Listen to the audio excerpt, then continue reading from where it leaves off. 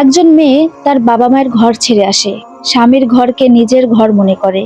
কিন্তু কখনো কখনো সেই ঘরেই তাকে শুনতে হয়, তুমি কিছুই পারো না, আমার ছেলেকে তুমি বদলে দিয়েছো, এই বাড়িতে তোমার কোনো মূল্য নেই।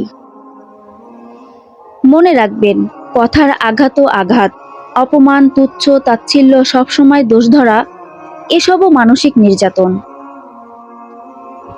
ইসলাম কাউকে জুলুম করার অনুমতি দেয়নি। সে শাশুড়ি হোক, পুত্রবধূ হোক, স্বামী হোক কিংবা স্ত্রী।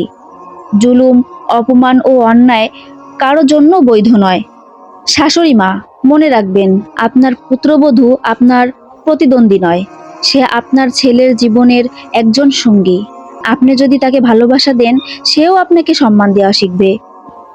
আর পুত্রবধূরাও মনে রাখবেন, শাশুড়ি আপনার মা নন, কিন্তু তিনি আপনার স্বামীর মা। তাই সম্মান করুন, ধৈর্য ধরুন, ভালোবাসা দিয়ে সম্পর্কটা গড়ে তুলুন। একটি ঘর ভাঙতে অনেক সময় লাগে না, কিন্তু একটি ঘরকে ভালোবাসায় ভরিয়ে তুলতে লাগে ধৈর্য, ক্ষমা আর সুন্দর আচরণ। শাশুড়ি মা জালিম নয়, পুত্রবধূ প্রতিদ্বন্দ্বী নয়। ইসলাম চায় পরিবারের ভালোবাসা, সম্মান ও ন্যায় বিচার।